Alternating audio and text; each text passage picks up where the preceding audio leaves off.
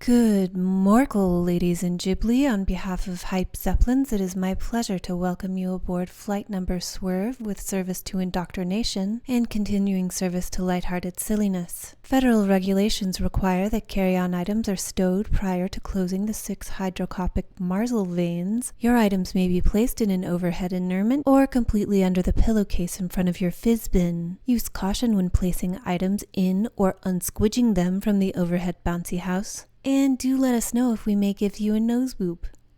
In order to expedite the squishy shim, please be squanched as quickly as possible after stowing your spaghetti in various lengths of wire. Take a moment to review the safety instructions on the squiggly paper in the doodad pouch in front of you. Passengers seated in the flip-it, the flop-it, and the big flap-it are asked to review the boingy boingy chair's requirements. If you are dweezled in an exit row, you may be required to assist our conjurers in a snack blessing ceremony. If you are unable or unwilling to perform the pointy-hatted wizard movements described on the card, just ask to be refarted.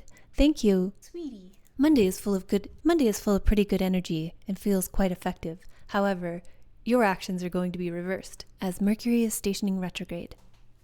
All your feelings of power and effectiveness. Sweetie. The elegant detachment with which you complete your work is probably for nothing. Just kidding. Everything has a purpose. There's no such thing as a waste of time.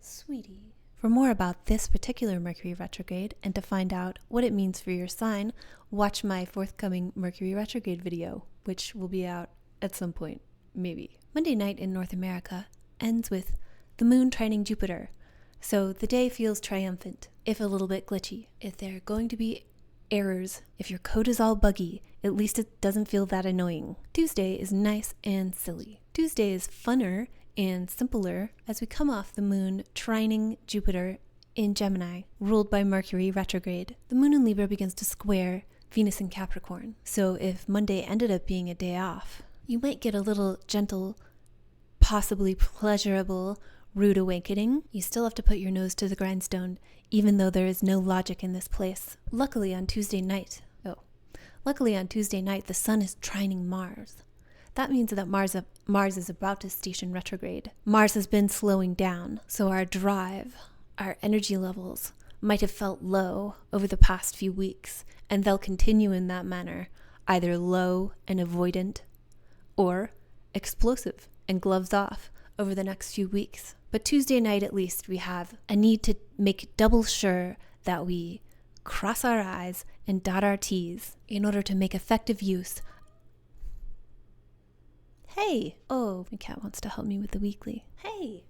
Friend! Hi. In order to make effective use of a brief moment of clean burning, sustainable energy in our hearts. Yeah, you want to go outside, but you can't. I know. She wants to go outside. Oh, Wednesday's a little more down and dirty. If you're in the United States, you might have a bad time preparing for American Thanksgiving the next day. You might want to prepare in advance, like in advance of Wednesday, instead of doing everything the day before. The moon moves into Scorpio early in the morning, where it has fallen, so you're gonna burn the roast, maybe. So don't burn the bean and cream of mushroom soup casserole with the crispy onions on top, because you'll have to make it again. So in the afternoon/evening on Wednesday, the moon moves into Scorpio and immediately squares Pluto, so things could get ugly. And the rest of the night, the moon is squaring Mars, which is about to station. So there might be like a buildup of pressure, and maybe it explodes later in the winter, or maybe it explodes right now. There's a frustrating quality to Wednesday night. If you can make it through Wednesday, then Thursday can have a somber nothingness quality, where you'll have a better time if you wake up early. Get all your holiday preparations in a row. If you give yourself enough time, you can pay attention to the details that will need your attention, because minding the details right now is going to be like herding cats. Otherwise, you can expect Thursday to have a calm, sober, maybe more serious than you would prefer quality. Into Thursday night, the moon applies to a sextile with Venus Friday morning. So Thursday night is probably going to be much funner, than Thursday during the day. So that's a pretty nice American Thanksgiving. The moon applying to Venus. If it has to be in Scorpio, at least it's applying to Venus. Friday comes out of nowhere. We have a pleasurable morning, completing the moon's sextile with Venus. The rest of the day, the moon is applying to an opposition with Uranus. So there could be something upsetting, surprising. Friday does not go according to plan, so don't even try to make plans on Friday. Just wing it. After the moon-Uranus opposition completes, the moon in Scorpio is trining Neptune in Pisces. So show your family your favorite ASMR videos or watch a movie. Keep an eye on the intoxicants. You could all individually enjoy an experience on your Apple Vision Pro headset. Saturday lightens up significantly. Although the energy might be low, the moon moves into Sagittarius, where it is waning down to nothingness, as we have the dark moon in Sagittarius tonight. The moon immediately sextiles Pluto early in the morning on Saturday. So if you wake up early, you might have, it's okay, I know. You might feel particularly effective, especially if you're, and that carries through the rest of the day with the moon in Sagittarius trining Mars, which is slowing down in Leo. However, this is the balsamic moon, so there's no energy left.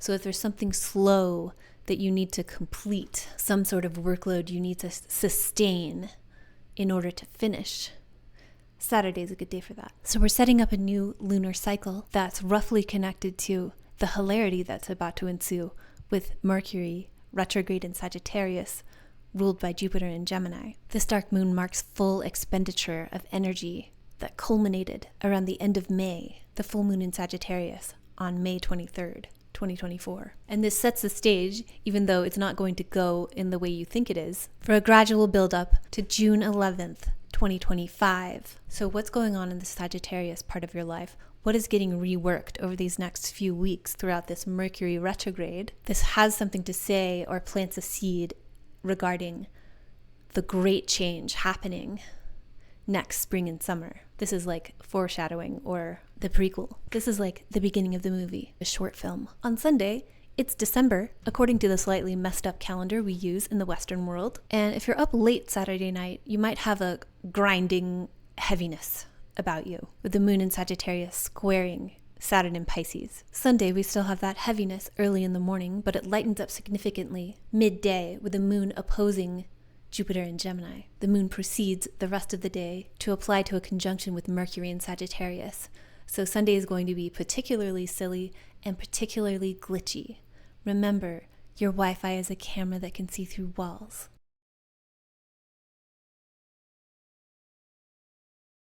Good morkel, ladies and Ghibli. On behalf of Hype Zeppelins, it is my pleasure to welcome you aboard flight number Swerve with service to indoctrination and continuing service to lighthearted silliness.